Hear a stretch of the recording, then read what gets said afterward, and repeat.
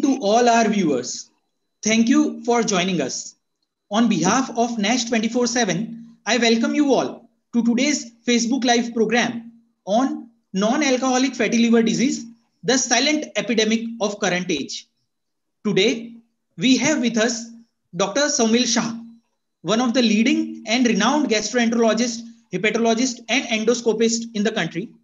Dr. Saumil is consultant gastroenterologist and hepatologist associated with Lilavati Hospital and Research Center Mumbai and Criticare Hospital and Research Center Mumbai.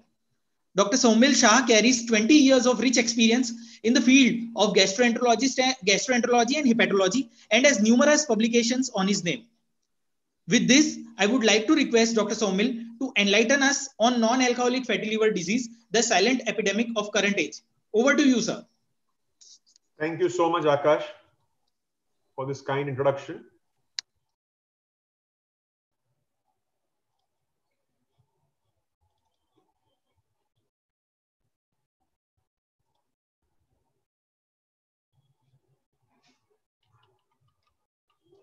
Are the slides visible? Yes, sir. Okay, fine. Am I audible? Yes, sir. Good evening, friends. I am Dr. Saumil Shah from Mumbai. I am a gastroenterologist, hepatologist, and endoscopist.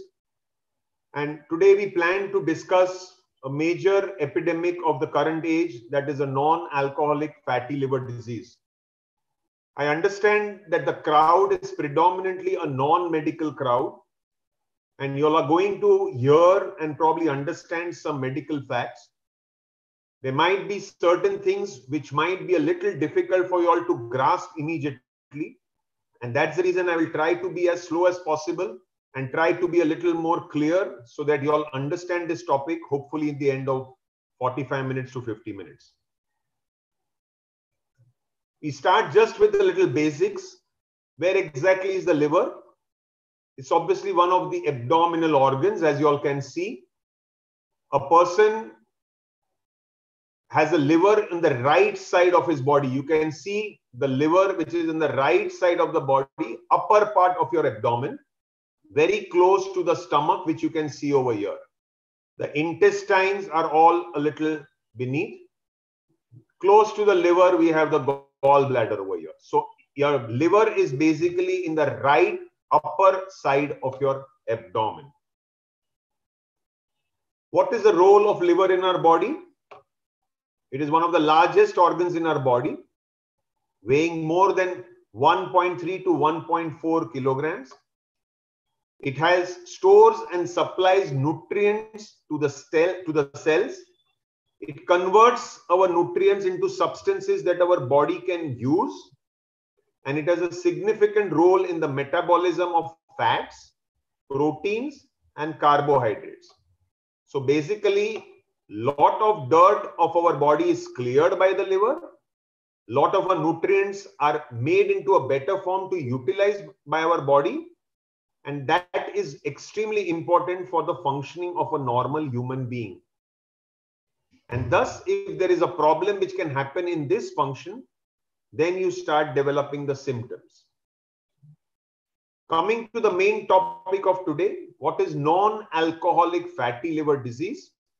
In simple terms, it means there is excess fat is stored in our liver. Simple, it's just excess fat in the liver. And there are two types of the disease what we talk. One is a simple fatty liver and one is a non-alcoholic steatohepatitis. We'll have the next few slides trying to explain this a little better. What is simple fatty liver?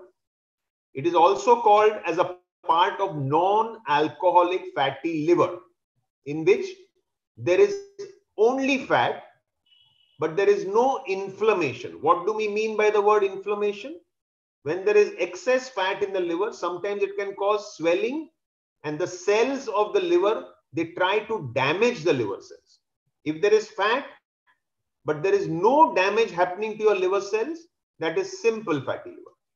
But when there is evidence of damage happening to your liver cells, then at that point, that can become a little problem, which is going to be your NASH, which is going to be the next slide. Thus, if a person has simple fatty liver, It will not progress to cause liver damage or complication. This is a relatively benign condition, but it can go or progress into NASH, what we call, and that's the reason even at this stage, starting to take care of your own body is very, very crucial. But this stage is not an alarming stage of the disease. Coming to the one which is a little more alarming for us, what we call as NASH, or non-alcoholic steatohepatitis. Why are we using the word non-alcoholic? Because alcohol also causes increase in fat accumulation in the liver. These are patients who are not taking alcohol, or they are taking alcohol which is very minimal, but they still have excess fat in the liver. And that is called as non-alcoholic steatohepatitis. In this form, we have inflammation of the liver. That means that now the liver cells are getting damaged. They are dying. And as the liver cells keep on dying, eventually after a certain period of time, which would be about 5, 10, 15 years, you start developing fibrosis or scarring. In simple terms, you get any injury to anywhere in your body, externally, in your hands, legs, you know that you develop a scar over there.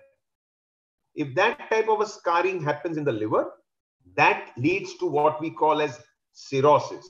So you can understand that every day your liver cells are dying slowly, slowly, slowly, slowly, slowly. And over a period of few years, this leads to excessive fibrosis and scarring, which is called as cirrhosis of the liver. And this can also occasionally lead to liver cancer. And thus we are worried about this term NASH, which we need to be cautious about. Why is it that only some people accumulate fat in the liver, whether others do not know, whether others do not? Experts are still trying to work a lot on this subject. There are several postulations which have already come in, but we still don't have a final answer. So if you ask a question that why me and why not my friend who is even more fat than me, we still don't have a clear-cut answer for that. We still also don't know why some of them will just have simple fatty liver and why some will progress to NASH. So I'm sure there are a lot of external factors still involved, as well as some genetic factors which could be involved in this pathogenesis, what we call, or in this type of damage. Thus, please understand that why him or why me and not him does not hold true in anything in medicine. Unfortunately, there are certain things which are still not very well understood, and science is progressing every day. However, what it tells us is that anyone who has this type of disease needs to take the same precaution, and it's the same blanket rule for everyone. This is a slightly busy slide for you all. It's a medical slide, but I will try to put in some intermittent medical slides for you all to understand a little better about the subject. Since you all want to learn about this subject, it's better you all have a little more information than the rest of the public. These are specific guidelines. This is from Europe, the NICE guidelines from UK, the Asia Pacific guidelines from Asia as well as Australia, the AISF, the Italian guidelines, and the ASLDR American guidelines. In simple terms, all of them say the same thing. Excess fat in the liver is a required criteria. And some guidelines have said that if more than 5% of the cells of the liver have fat, whether it is by sonography or any other imaging, or in case you have done a biopsy for any reason, that would go in favor of what we call as non-alcoholic fatty liver disease. And here is the amount of alcohol consumption. It has to be less. If the amount of consumption is more than 30 grams per day or 140 grams per week, then this is not Nafld. This goes in favor of alcohol. That's the reason criteria are specific, that you must not be consuming so much amount of alcohol either in a particular day or in a particular week. So if you rule out that there is alcohol consumption in our patients and you know that there is excess fat, that is Nafld. I'm just trying to reiterate a few of these things. If you all feel like taking photographs of these slides also, you are welcome. In case you have not registered it immediately, it is your record which you can probably go through it later.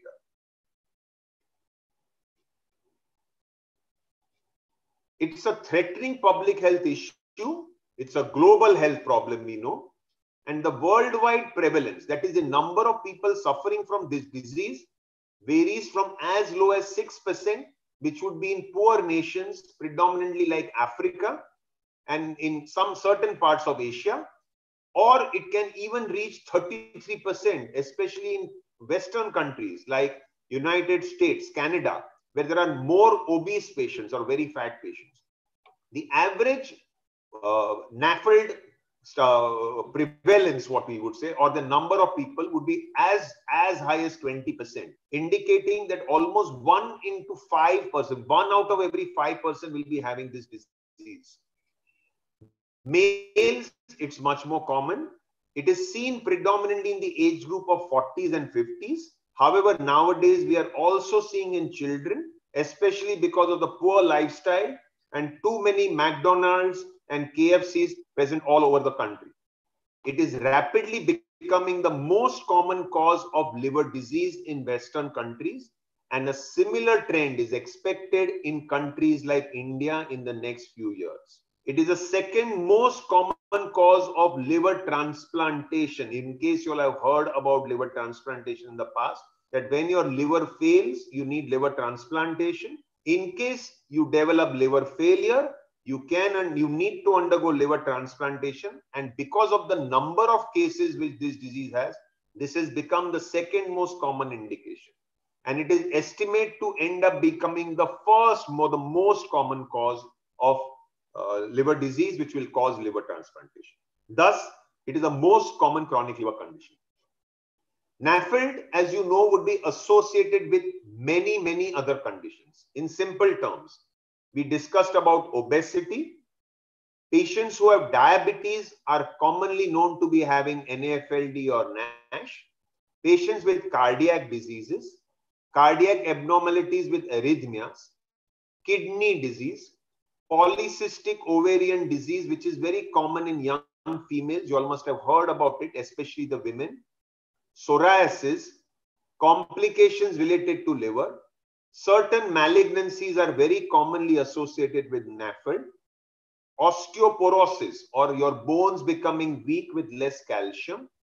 And you know that people who are very obese have difficulty in sleeping at night. They have that what we call as a sleep apnea disease. Now, all this is associated with Nafld and NASH. Thus, it is not one disease. When you are dealing with someone having this problem, you need to start looking at all the other parts, whether they have any other associated problems, because you need to tackle the patient, not just the liver or not just the heart. You need to tackle the whole patient or treat the patient as a whole. There is something what we call as the metabolic syndrome. What do we mean by that? Patients with Nafld have a metabolic syndrome which comprises these factors.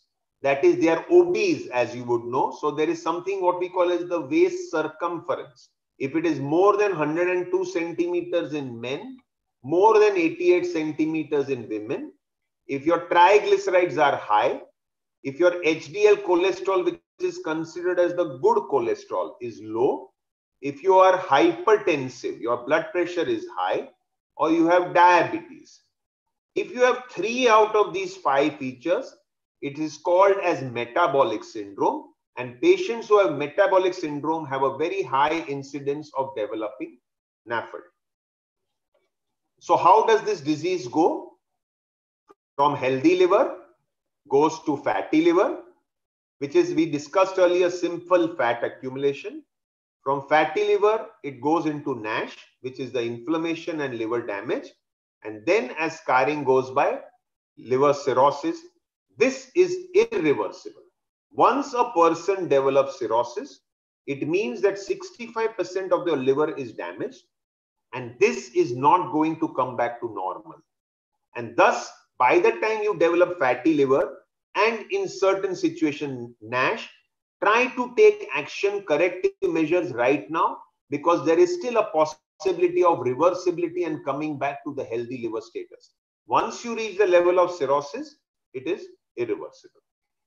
Again, another just graph, medical graph for you all, just to tell you all that most patients will still have simple steatosis, only about 90 to 95%, and they will not have any major issue at all. However, some unfortunate patients can also develop liver cancer, a small group, very, very small group, less than 1%. But if they develop NASH, that would be seen in 5 to 10% of patients with Nafld.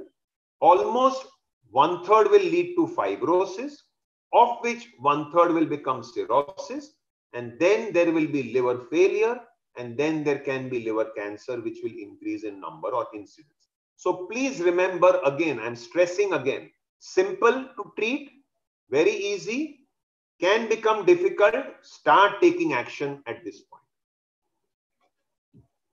What is the natural history and outcomes of patients with Nafld? They have increased overall mortality. So if you would compare it with a person who doesn't have Nafld or is a normal person, at that point, if you compare the two populations, people who have Nafld have an increased overall mortality. The most common cause of death in these patients is what? It's not the liver, but it is the heart.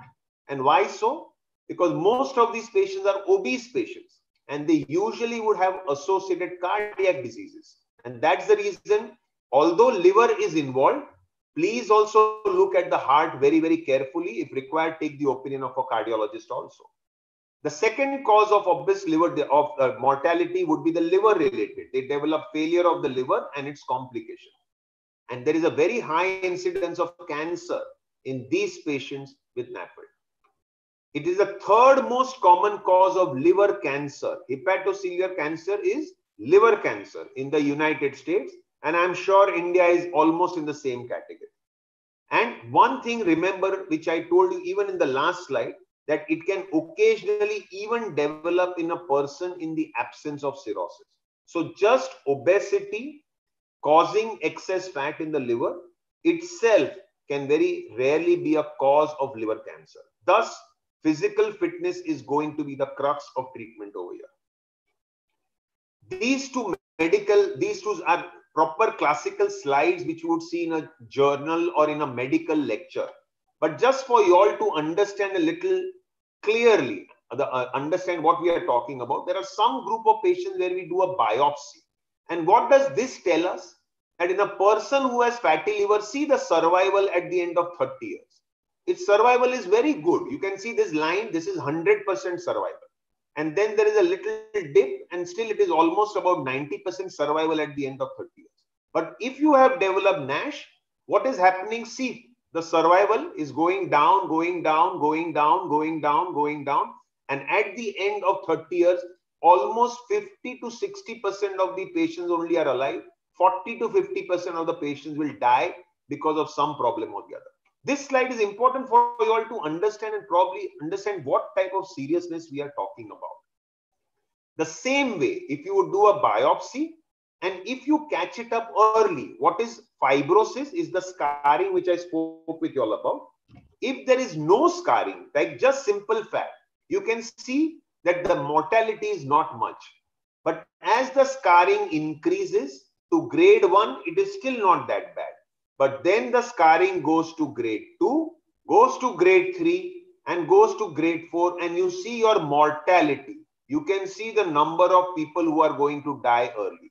So again, stressing the fact that please be careful of this disease. It is to be taken care of the moment you diagnose this disease. What are the usual symptoms and the signs? When will the patient come to us? Usually it has no signs and symptoms. And most of the patients I would see in my OPD would be people who have gone for a routine health checkup, who have got their liver parameters which are a little abnormal, or who have done a sonography and the sonography has shown that there is a little fat in the liver. They really don't have any complaint. It was just a routine health checkup. So it is good that we can catch these patients much earlier before they really start developing worrisome signs and symptoms, and you can treat them at the right time before any major damages happen. But once the disease starts progressing a little, then patients will start complaining of a little fatigue, They might have pain or discomfort in the right side of the upper abdomen. That is the area where the liver is, because the fatty liver gets swollen in size, because of which the capsule which is on the liver gets stretched, and that can cause pain. And once the patient develops what we call as liver cirrhosis, or when the patient develops so bad a disease of the liver because of this problem, they can develop fluid accumulation in the abdomen, what we call as ascites.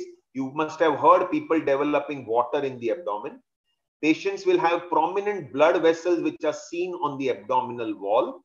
There is some organ called as a spleen, which is on the left side of the upper abdomen, which gets enlarged. Your hands can become a little more red than normal, and you can develop jaundice. Once all these things start happening, it means that the liver damage which has happened is significant. How do we investigate such a patient? As I told you, most patients will come to us with the investigation only because of some routine checkup.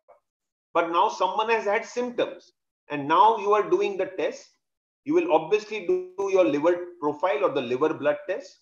You will do the sugar test because it is associated, as I discussed, diabetes is known to be associated with Nafld.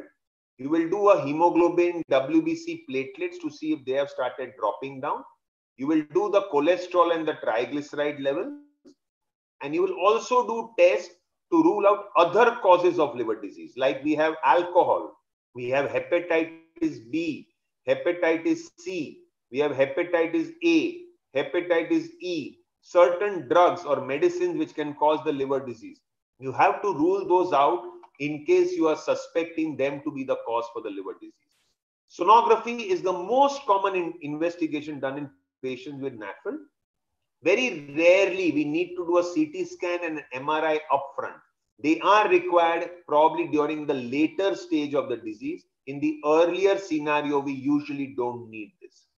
There is something called as a Fibro Scan. In case someone has probably suffered from this disease, you would have heard about this investigation called as a Fibro Scan, which tells us the amount of fibrosis in the liver. And thus, if you would go back to one of my earlier graphs where I told you about the fibrosis, and it goes from F1 to F2 to F3, F4, it gives us sort of a reading like that, as well as it can even tell us whether this patient is already cirrhotic. Now, this helps us prognosticate. Does it help me change treatment? No, it doesn't help me change treatment. But all it tells me is how bad the disease is and what care this patient needs to take care of, what he needs to do for himself, and how rapidly the disease is going to worsen or progress. My treatment, fortunately, does not change too much. Whether the fibroscan is bad or good, my treatment remains almost the same. Patients who have developed liver failure or cirrhosis, we need to do an endoscopy in a few of these patients to look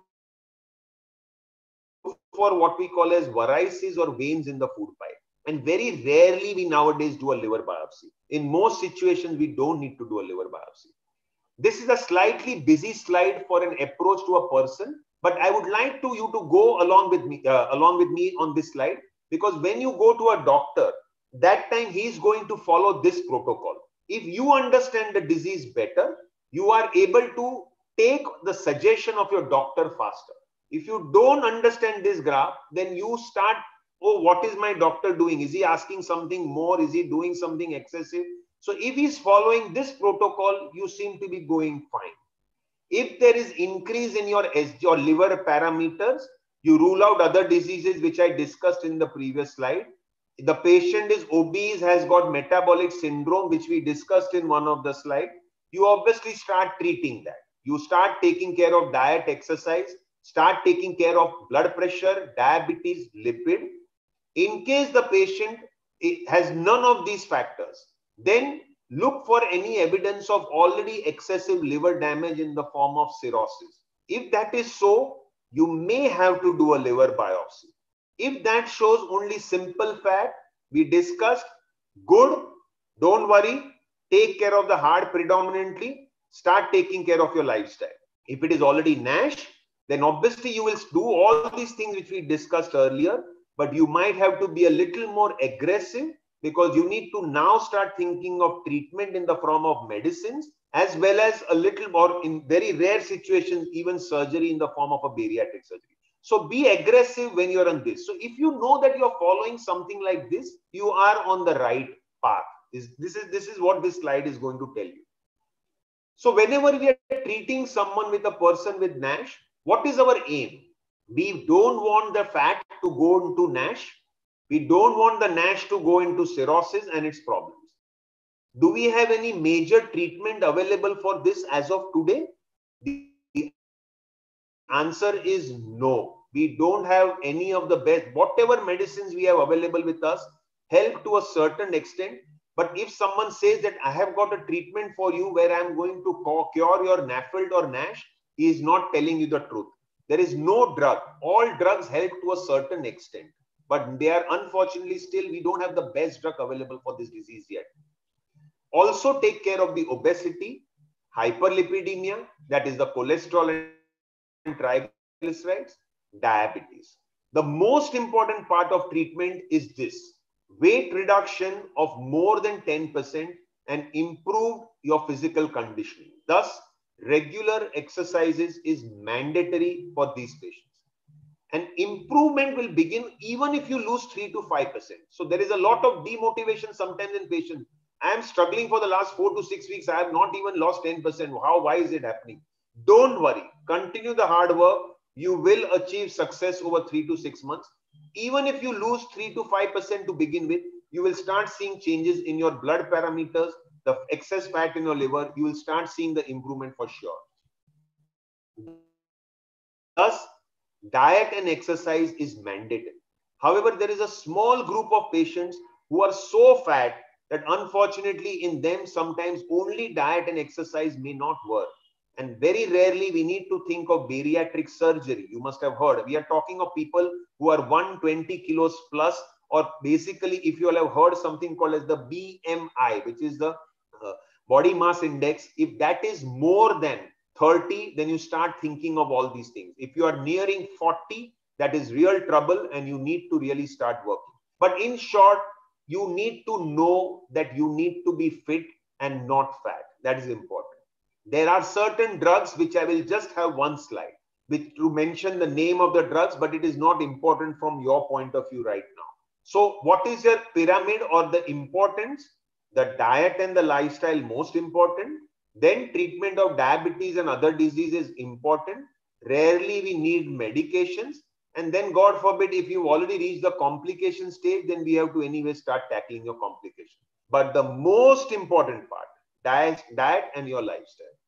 Thus, you have to decide what your choice is going to be. Is it going to be someone who is fat with all the chips and the cokes and the cakes and the burgers, or you want to be fit and be more with fruits and vegetables? It's a choice which you have to decide. And thus, prevention is eventually going to be better than cure. So a healthy diet and lifestyle is going to be mandatory. It helps in maintaining your, helping you lose your weight, and at the same time will help you be more fit as compared to the others. This is your mainstay. I'm again repeating, mainstay. Drugs are not important in this disease. What should your diet predominantly comprise? A Mediterranean diet is usually the best form of diet, where you can see in the lower part, most important, lots of fruits and vegetables, a little of seafood in case you are non-vegetarian. Start reducing your cheese, the eggs, especially with the yolk, the yogurt and the meat. And as you come up, even the meat further, all that, and the chocolates and the pastries, that should all go out of the picture. So this is a type of a diet you should follow. You can have these things as long as you know the limit. For that, you can consult a dietitian who can help you out with that. The WHO recommends a weekly exercise practice of 150 minutes of moderate intensity exercise in the whole week. So even if you're exercising 30 minutes a day for 5 days in a week, that's good enough. Or 75 minutes of high intensity exercise in the whole week, which would be almost 15 minutes per day for 5 days in a week, you are doing quite well. I think if you follow this dictum, you seem to be doing fine. As I told you, there are many medications which we have available in the market. None of them are that great as of now. The red ones are the ones which are predominantly being used as of today. Vitamin E is the one commonly used. Pioglitazone, which is a diabetic medicine used commonly. Obeticholic acid and saroglitazar and liraglutide are new drugs which are being used in the last 2 years. These are new drugs. There are so many of these other drugs which have come in the market in the past, but are all out. So again, I repeat, you have someone claiming that I am going to treat your NASH and Nafld. They are not telling you the right thing. Medicines do help, but please again stress on diet and exercise. That's going to be the bottom line. To conclude, Nephildi is an expanding healthcare epidemic. The spectrum ranges from steatosis, means just fat, to hepatitis, which means the swelling which I spoke about, or NASH, and cirrhosis, which is the fibrosis and the end stage liver which is going to happen. It is a multi-system disorder, as I told you. It is associated with a lot of other things: cardiac, diabetes, sleep apnea, other malignancies. So be careful and treat the patient as a whole, and not just that, not I'm going to take care only of the liver. No, we are going to look at the whole body. 2 or multiple hits, this is not important for you all. But anyways, it's just one of my conclusion. We will not go into this part right now. Liver biopsy is not required in most patients. Fibro scan, which I spoke to you about to tell us the fibrosis, without doing a liver biopsy can be used or is being used increasingly. Medical options are still suboptimal. Weight reduction of more than 10% and improved physical conditioning is the most important part. There are certain newer molecules which are being used. They may have a better outcome, but they are still early in the, they have just come in the market in the last few years. So we still need more data. Eventually, you need a dietitian, you need a physician, you need a gastroenterologist, you need a cardiologist, and it's usually a teamwork which is eventually going to help the patient.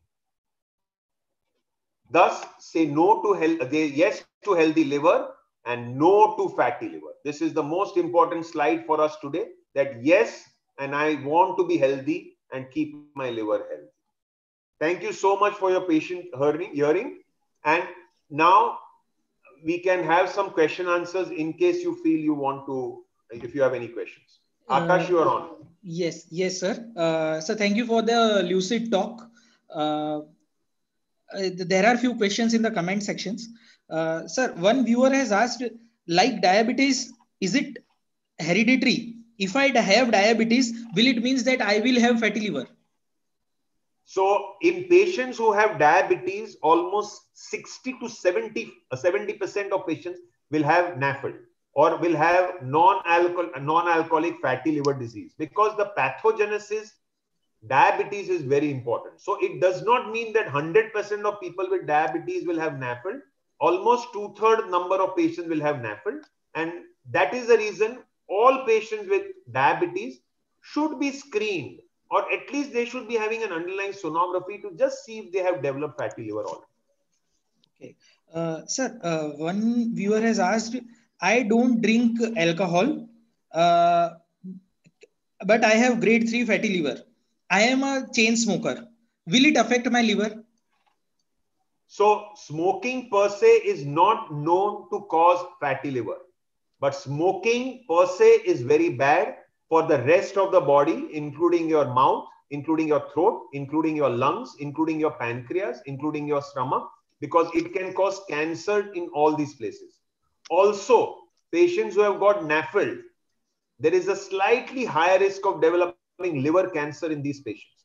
Now, coming to your question that you are not an alcoholic, but you have a grade 3 fatty liver. So your weight is very crucial. If you are an overweight person and you have Nafld, obviously that is the cause for your Nafld. So you need to become a little fit. You need to lose weight.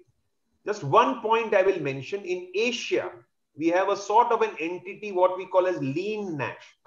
What do I mean by that word lean? L-E-A-N, lean. That means a person who is thin but still has Nafld.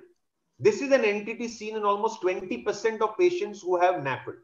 So for example, if there are 100 patients who have Nafld, 20% will be thin people, but they still have Nafld. And why does this happen?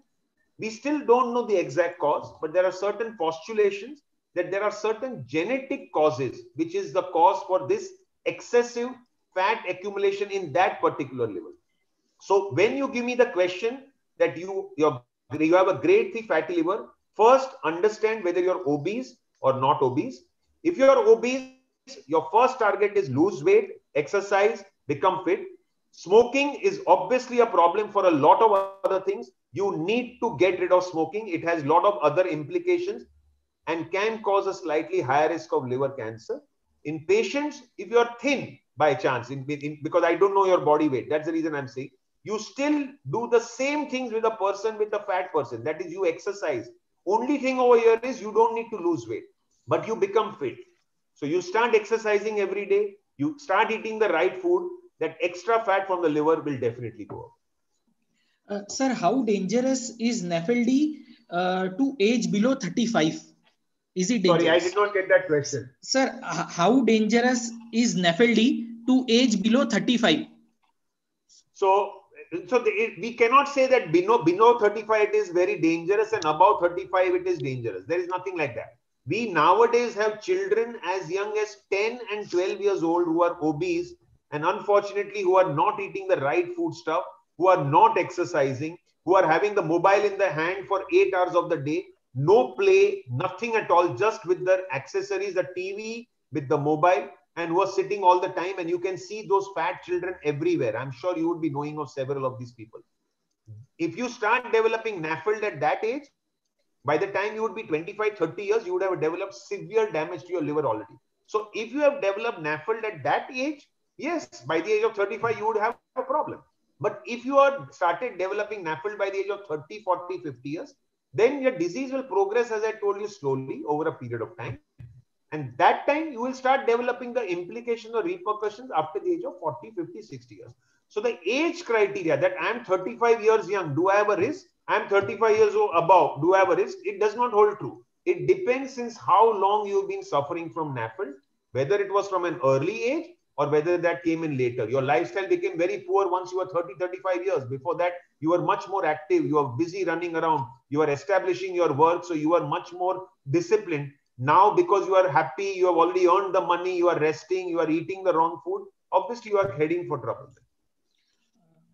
Sir, one viewer has asked, if USG reports shows grade 1 fatty liver, but LFT lipid profile is normal, do we need to take any medication or lifestyle modification is enough? So this is the first indicator that you have got a little fat in the liver.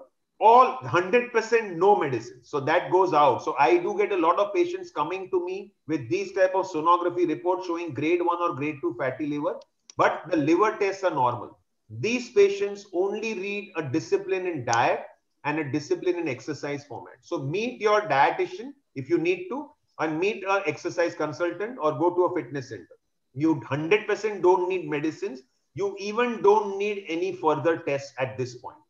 You just need to start taking care of your lifestyle. If you do that, in 6 months, you should be back to normal.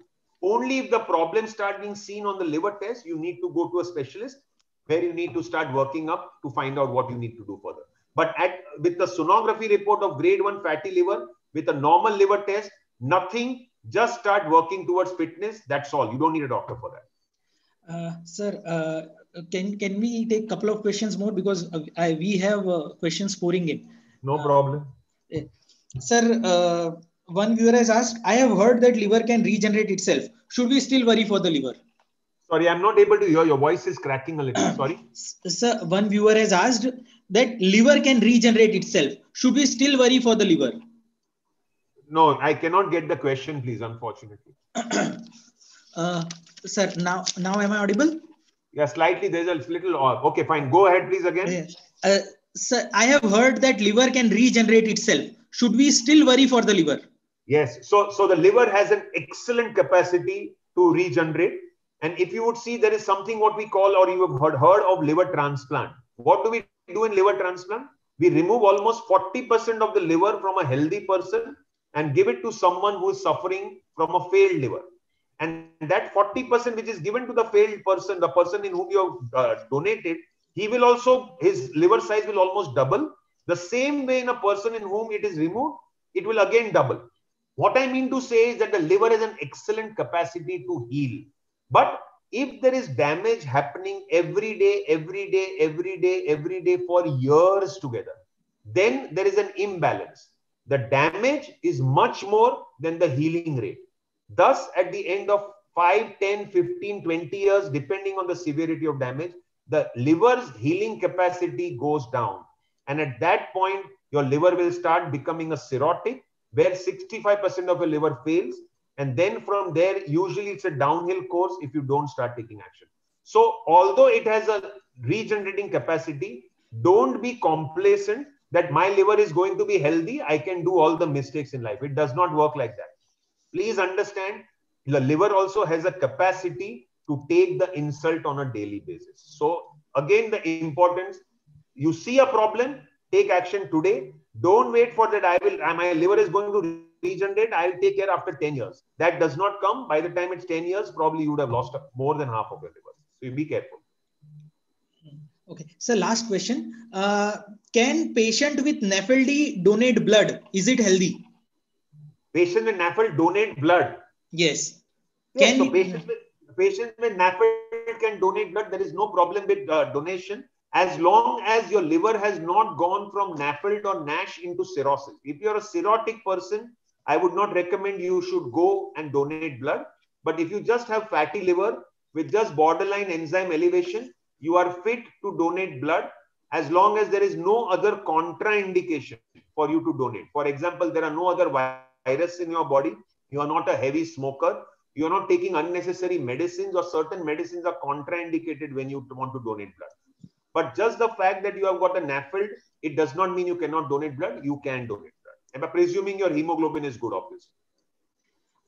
Sir, in the interest of time, I will stop here, and maybe we can take other questions offline.